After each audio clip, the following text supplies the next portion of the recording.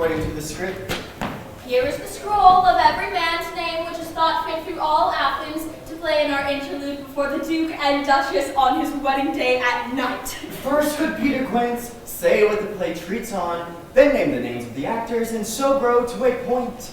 Mary, our play is the most lamentable comedy and most cruel death of Pyramus and Thisbe. Oh, yay! Ha ha! A very good piece of work, I assure you, and Mary. Now, good Peter Quince, call forth your actors by the scroll. Masters, spread yourselves. Answer, as I call you, Nick Bottom the Weaver. Ready! Name what part I'm for, and proceed. You, Nick Bottom, are set down for Pyramus. Yes! What is Pyramus? A lover or a tyrant? A lover that kills himself most gallantly for love. Ooh, that'll last some tears in the true performing of it. If I do it, let the audience look to their eyes. I will move storms. I will condole in some measure. To the rest, yet my chief humor is for a tyrant. I could play Ercles Raleigh or a part to Terracatin to make all split. The raging rocks and shivering shocks shall break the locks of prison gates, and Phoebus' car shall shine from far, and to make and mar the foolish fates. This was lofty. Now, name the rest of the players. This was Ercles' fame, a tyrant's fame. A lover is more condoled. Francis Flute the Bellows Mender. Here, Peter Quince! Flute, you must take Thisbe on you. What is Thisbe? A wandering knight! It is the lady that Pyramus must love. Hey, Faith! Let me not play a woman. I have a beard coming. That's all one. You shall play it in a mask, and you may speak as small as you will. Ooh, and I may hide my face, so let me play Thisbe too. I'll speak in a monstrous little voice. Thisbe, Thisbe. Oh, Pyramus, my lover dear. Thy Thisbe dear and lady dear. Now, you must play Pyramus and Flute. You Thisbe. Well, proceed. Robin Starveling the Tailor. Here, Peter Quince. Robin Starveling, you must play Thisbe's mother. Tom Snout the Tinker. Here, Peter Quince. You, Pyramus' father. Snug the Joiner. You, the lion's part. And I hope here is a play fitted. Have you the lion's part written? Pray you, if it be, give it me, for I am slow of study. You may do it extempore, for it is nothing but roaring. Oh, then let me play the lion too. I will roar, then I will make the judge say, let him roar again, let him roar again. If you should do it too terribly, you would fright the Duchess and the ladies that they would shriek, and that were enough to hang us all. That would hang us everyone should. I grant you, friends, if we should fright the ladies out of their wits, they would have no more discretion but to hang us. But I will roar you as gently as any sucking dove. I will roar you twere any nightingale. You can play no part but Pyramus, for Pyramus is a sweet-faced man, a proper man as one shall see in a summer's day, a most lovely, gentleman-like man. Therefore you must needs play Pyramus. Well, I will undertake it. What beard were I best to play it in?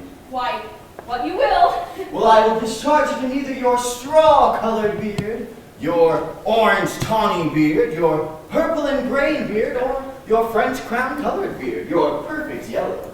Some of your French crowns have no hair at all, and then you will play barefaced.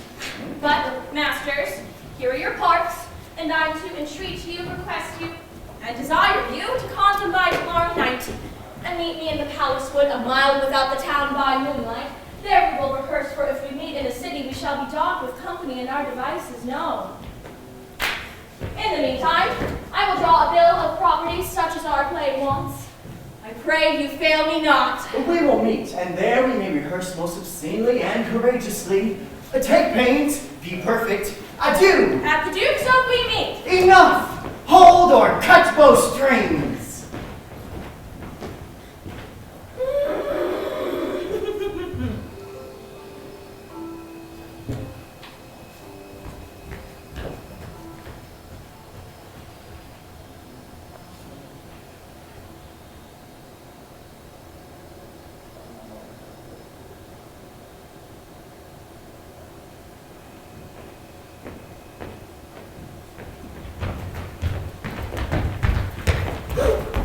Are we all met? Hi, hi! And here's a marvelous convenient place for our rehearsal. This green plot shall be our stage, the Tallhorn Rig our tiring house, and we will do it in action as we will do it before the Duke. Peter Quince. What sayest thou, will we Snug? There are things in this comedy of Pyramus and Thisbe that will never please. First, Pyramus must draw sword and kill himself, which the ladies cannot abide. How answer you that? Why larken in perilous fear? I believe we must leave the killing out when all is done. Not a whit. I have a device to make all well. Write me a prologue, and let the prologue seem to say that we will do no harm with our swords, and that Pyramus is not killed indeed. And for the more better assurance, tell them that I, Pyramus, am not Pyramus, but Bottom the Weaver. This will put them out of fear. Wow, we will have such a prologue, and it shall be written in 8 and 6. No, make it 2 more. Let it be written in 8 and 8. Will not the ladies be afeard of the lion? I fear it, I promise you. Master, do I consider yourselves? To bring in God's shield as a lion among ladies is a most dreadful thing, for there is not a more fearful wildfowl than your lion living, and we all see to it. Well, therefore, another prologue must tell that he is not a lion.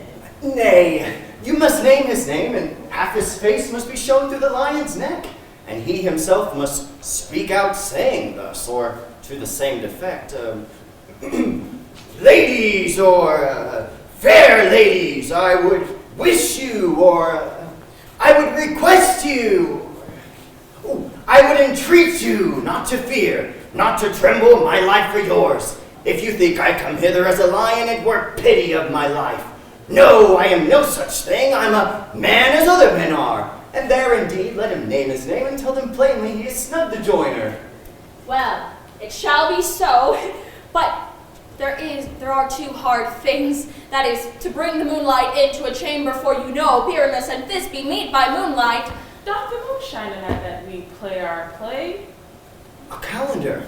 A calendar. Look at the almanac. Find out moonshine. Find out moonshine. Yes, it doth shine that night. Why, then may we leave a casement of the great chamber window where we play open, and the moon may shine in at the casement. Aye. Or else, one must come in with a lantern and say he comes to disfigure or to present the person of moonshine. Then, there is another thing. We must have a wall in the great chamber, for Pyramus and Thisbe says the story to talk through the chink of a wall. But you can never bring in a wall. What say you, madam? Some man or other must present wall, and let him have some plaster or some loam or some rough cast about him to signify wall, and let him hold his fingers thus, and through that cranny shall Pyramus and Thisbe whisper. If that may be, then all is well. Come, sit down, every mother's son, and rehearse your parts. Pyramus, you begin. When you have spoken your speech, enter into that break, and so everyone according to his cue.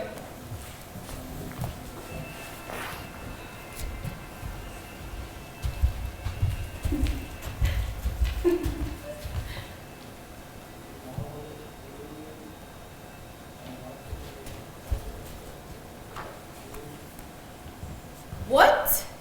Hempen homespuns? Have we swaggering here? So near the cradle of the fairy queen? What? A play tour? Oh, I'll be an auditor. An actor too, perhaps, if I see cause. Speak, Pyramus. Thisbe, stand forth.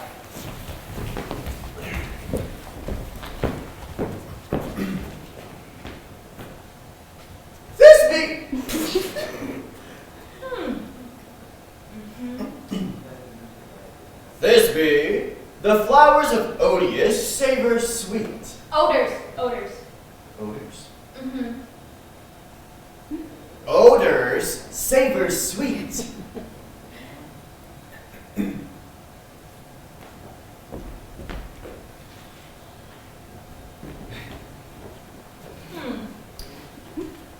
So hath thy breath, my dearest Thisbe dear. But hark, a voice. Stay thou but here a while, and by I will to thee appear.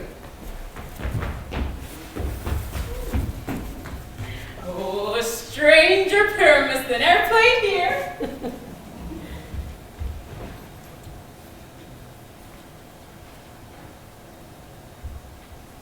Must I speak now? Yes! Marry, must you, for you must understand he goes but to see a noise that he heard, and is to come again. Most radiant Pyramus.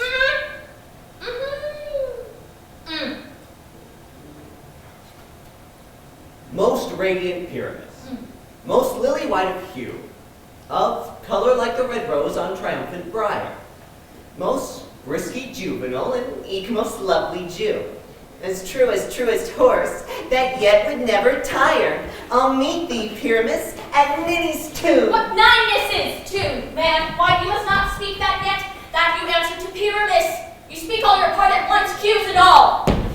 Pyramus, enter! Your cue is past and is never tired!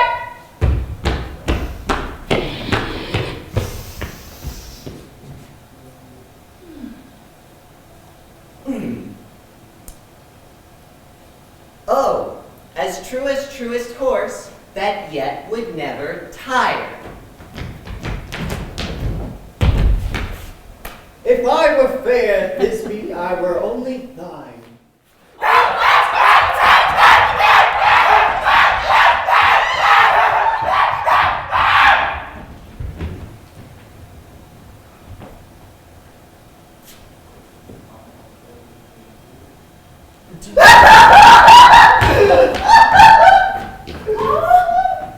I'll follow you. I'll lead you about around. Through bug, through bush, through brake, through briar. Sometimes a horse I'll be. Sometimes a hound. A hog. A headless bear. Sometimes a fire. And neigh, and bark, and grunt, and roar, and burn like horse, hound, hog, bear, fire, at every turn.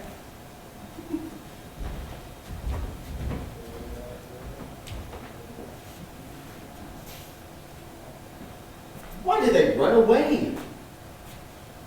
This is a knavery of them to make me afeard. Oh, wow, thou art changed. What do I see on thee? What do you see on thee? You see an ass head of your own, do you?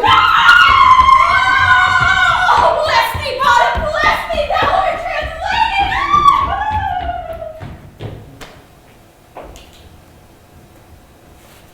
Ah, I see their knavery.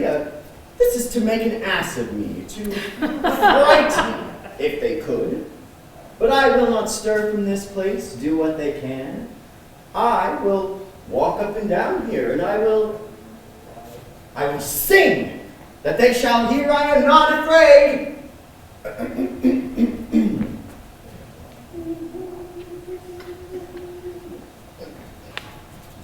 The owl so cock so black of hue with orange tawny bill, the throstle with its note so true, the wren with little quill.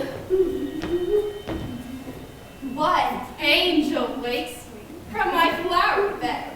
The finch, the sparrow, and the lark, the plain song cuckoo gray, whose note full many a man doth mark, and dares not answer nay.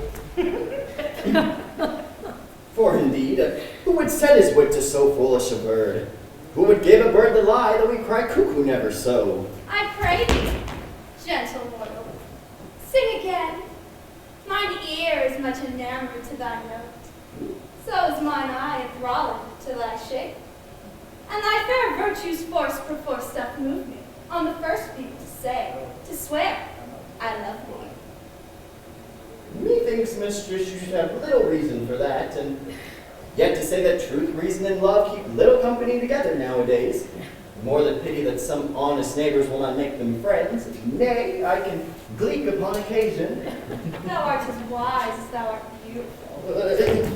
Not so neither. But if I had wit enough to get out of this wood, I have enough to serve my own turn. Out of this wood do not desire to go. Thou shalt remain here, whether thou wilt or not. I am a spirit, no common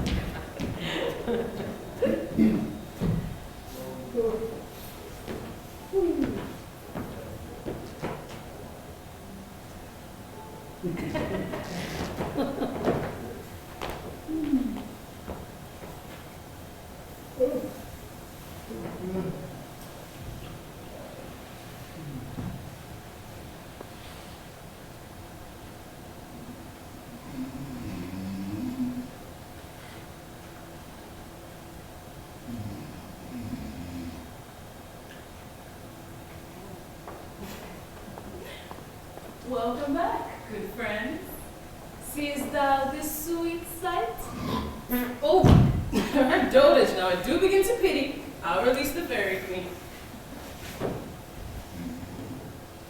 Think no more of this night's accidents, but as the fierce vexation of a dream. Beest thou as wilt to be, seest thou as wilt to see. Dian's blood or Cupid's flower has such force and blessed power. Now, Titania, wake for me, my sweet queen.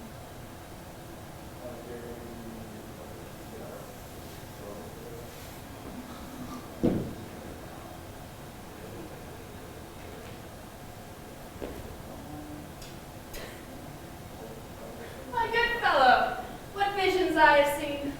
You thought I was enamored of an ass. There lies your love.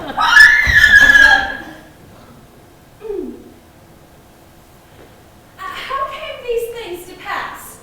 Oh, how mine eyes doth loathe his visage now. Come, my lord, and in our flight, tell me how it came this night, that I, sleeping here, was found with this mortal on the ground. Ugh.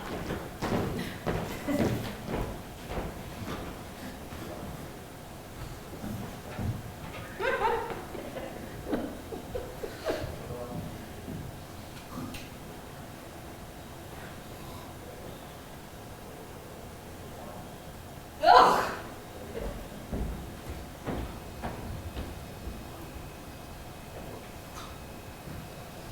Oh, when my cue comes, call me, and I shall answer. My next is most fair Pyramus.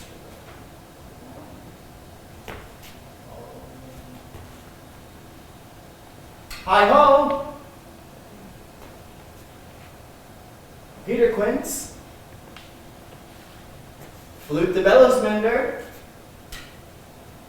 Snout the Tinker. Starveling. God's my life. You've stolen hints and left me asleep. I have had a most rare vision. I have had a dream past the wit of man to say what dream it was. Man is but an ass if you go about to expound this dream. Methought I was... Well, there is no man can tell what. Methought I was... And methought I had... But man is but a patchet fool if he will offer what to say what methought I had. The eye of man hath not heard. The ear of man hath not seen. Man's hand is not able to taste. His tongue to conceive, nor his heart to report what my dream was.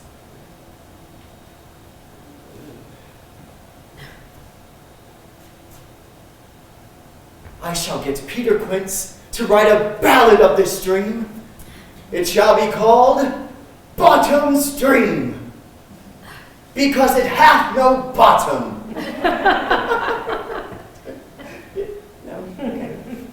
And I shall sing it at the latter end of the play, before the Duke. Peradventure, to make it the more gracious, I shall sing it at her death.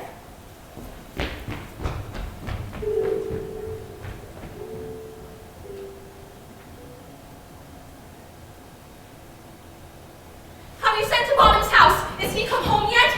He cannot be heard of out of doubt he dread pardon. If he come not, then the play is marred. It goes not forward, doth it? No, it is not possible. You have not a man in all Athens able to discharge Pyramus but he. No, He had simply the best wit of any handicraft man in Athens. Yea, and the best person too. And he is a very paramour for a sweet voice. You must say paragon. A paramour is, God bless us, a thing of naught. Masters, the Duke is coming from the temple, and there are 2 or 3 lords and ladies more married. If our sport had gone forward, we had all been made men. Oh, sweet bully bottom! Thus hath he lost 6pence a day during his life. He could not have escaped 6pence a day, and the Duke had not given him 6pence a day for playing Pyramus. I'll be hanged. He would have deserved it. 6pence a day in Pyramus or nothing. Where are these lads? Where are these hearts? Courageous day, almost half an hour! Masters, I am to discourse wonders, but ask me not what, for if I tell you, I am not a true Athenian. Oh, come on, help me, man. I will tell you everything right as it fell out. Let us hear, sweet Bottom. But not a word of me. All that I will tell you is that the Duke hath dined. Get your apparel together, good strings to your beards, new ribbons to your pumps, and meet presently at the palace. Every man look over his part, for the short and the long is... Our play is preferred! In any case, let this be have clean linen, and let not him that plays the lion pare his nails, for they shall hang out for the lion's claws. And most dear actors, eat no onion nor garlic, for we are to utter sweet breath. And I do not doubt but to hear them say it is a sweet comedy. No more words. Away! Go! Away! Mary.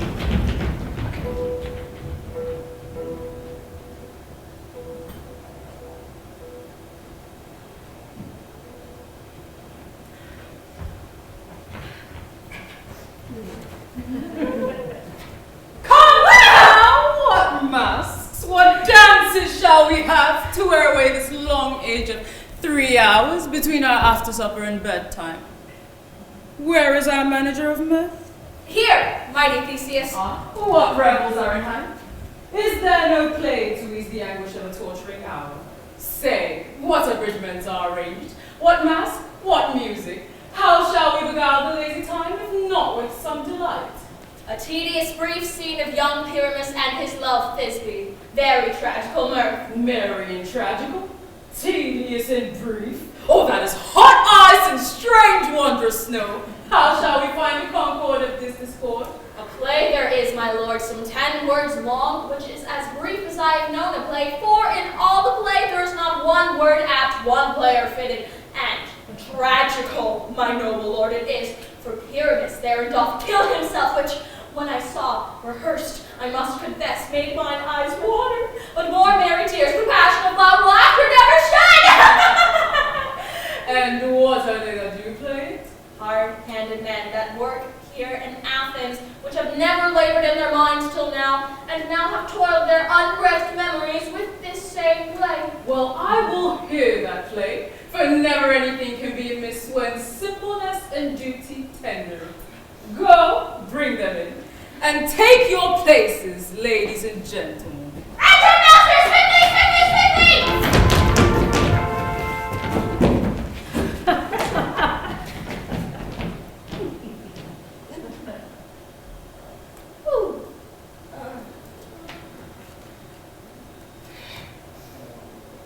Gentles, perchance you wonder at this show, but wonder on till truth make all things plain.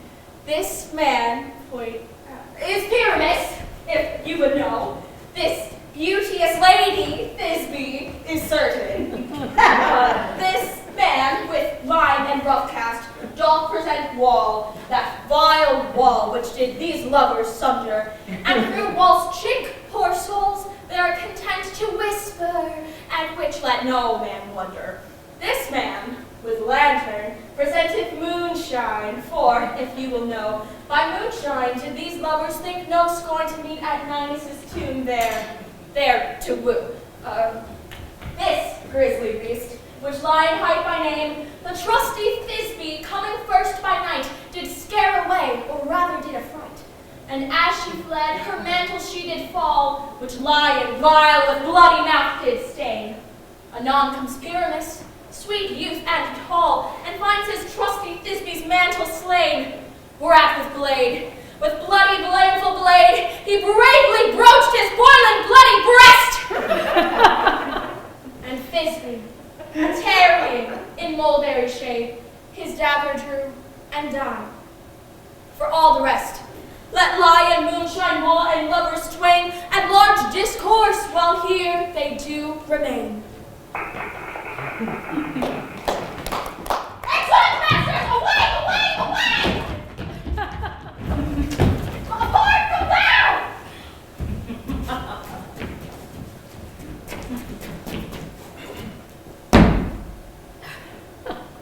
In this same interlude, it doth befall that I, one Snout by name, present to you a wall. And such as a wall I would have you to think that had it a cranny hole or chink, through which the lovers, Pyramus and Thisbe, did whisper often very secretly. This lone, this rough cast in this stone, it doth show that I, the wall, the truth is so. And this cranny is right and sinister, through which the fearful lovers are to whisper. The end. It is the wittiest partition that ever I heard discourse. Pyramus draws near the wall. Silence.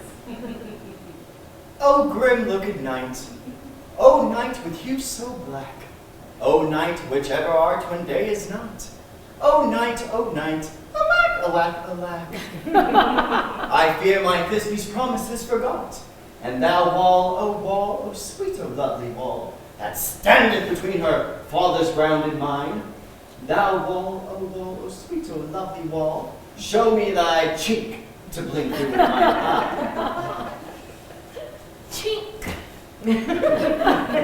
Fame's courteous wall shall shield thee well for this. But what do I see? No Thisbe do I see. O cursed wall, wicked wall from whom I see no bliss. Cursed be thy stones for thus deceiving me. The wall, methinks, being sensible, should curse again. No, in truth, sir, it should not. Deceiving me is Thisbe's cue, and she is to enter now, and I'm to spy her through the wall. You shall see it will fall back as I told you. Yonder she comes. O wall, full often hast thou heard my moans for parting my fair Pyramus and me. My cherry lips have often kissed thy stones with lime and hair knit up in thee. I see a voice. Now will I to the chink to spy, and I can hear my Thisbe's face. Thisbe, My love thou art, my love I think. think what thou wilt. I am thy lover's grace, and like Mender am I trusty still. And I like Helen, till the fates me kill. Oh, kiss me through the hole of this vile wall.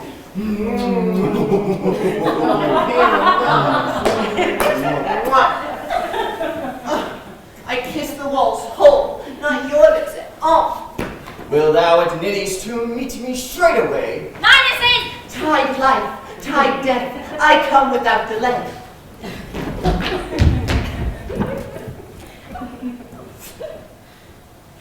And thus my part discharged so, and in being done, away doth go. The end. This is the silliest stuff that ever I heard. If we imagine no worse of them than they of themselves, they may pass for excellent men. Here come two noble beasts in, a man and a lion.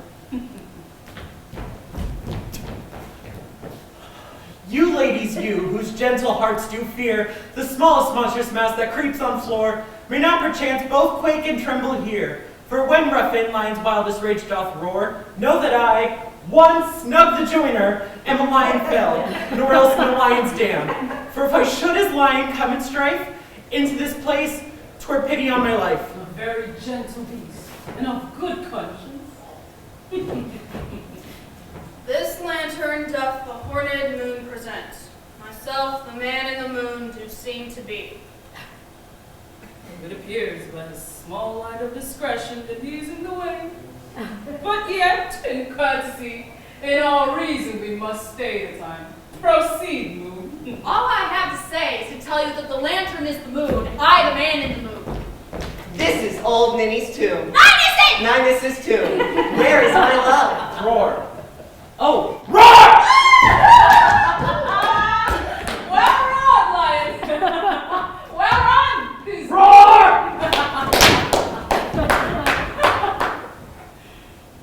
And, well shown, Moon.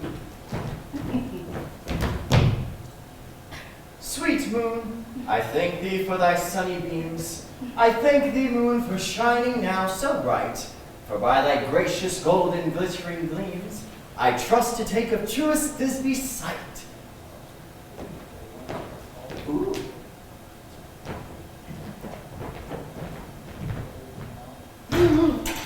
What stain, oh spite! What mark, poor knight? What dreadful dole is here? Eyes do I see? How can it be? Oh, dainty duck, oh dear! Thy mantle good was stained with blood. Approach ye, fiery spell! Oh, fates, come, come. Cut thread and thrum. Quail, rush, conclude, and quail. This passion and the death of a dear friend will goad me into make a man of this act. Be sure my heart, but I pity the man. Oh, wherefore, nature, didst thou lion's frame? Since lion vile hath here deflowered my dear, which is, no, which was the fairest dame that lived, that loved, that liked, that looked with cheer. Come, tears confound, out, sword and wound, the pack of Pyramus. I, that left pack, where heart doth hop, thus die I. Thus! Thus!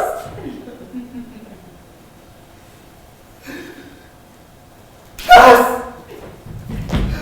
Now am I dead. Now am I fled. My soul is in the sky.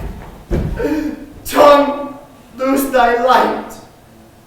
Moon, take thy flight.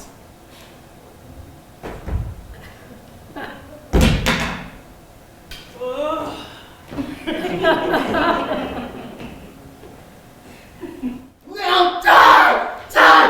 Die! Die! Die!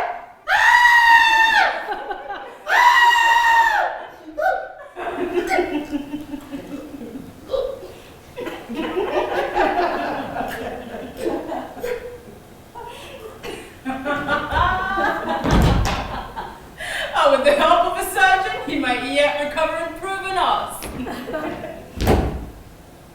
Asleep, my love. What? Dead, my dove? Oh, Pyramus. Oh, rise. Speak, speak. Quite dumb. Dead. Dead. What tomb must cover thy sweet eyes? These lily lips, this cherry nose, these yellow cowslip cheeks are gone, are gone! Lovers, make moan! His eyes were green as leeks.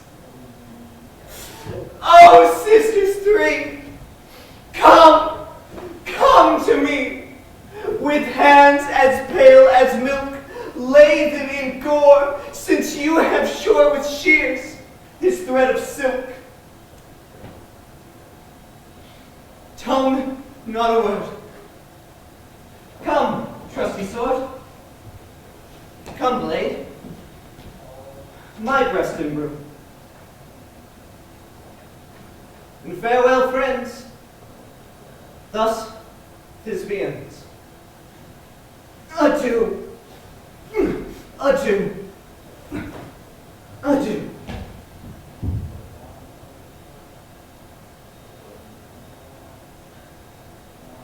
Moonshine and lion are left to bury together. Aye, and wall too. No! I assure you the wall is down that hearted their fathers. Will it please you to hear the epilogue, or to hear a burgomaster between two of our company? No! No. No epilogue, I pray you. For your play needs no excuse. Never excuse, for when the players are all dead, there need none to be blamed. And so it is truly and very no to be discharged. But come, let your epilogue alone. The iron tongue of midnight hath told 12. My friends, to bed, 'tis almost fairy time. I fear that we shall outsleep the coming morn as much as we this night have overwatched. This palpable crossplay hath well beguiled the heavy gate of night. Sweet friends, to bed.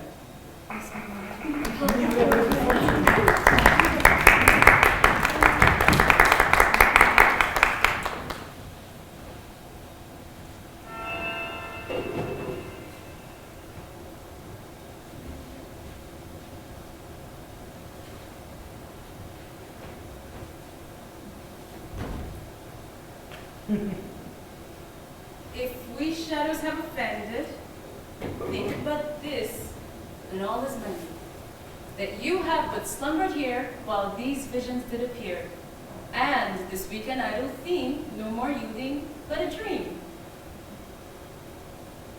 Gentles, do not reprehend. If you pardon, we will mend. And as I am an honest puck, if we have unearned luck now to escape the serpent's tongue, we will make amends ere long. Else the puck a liar call.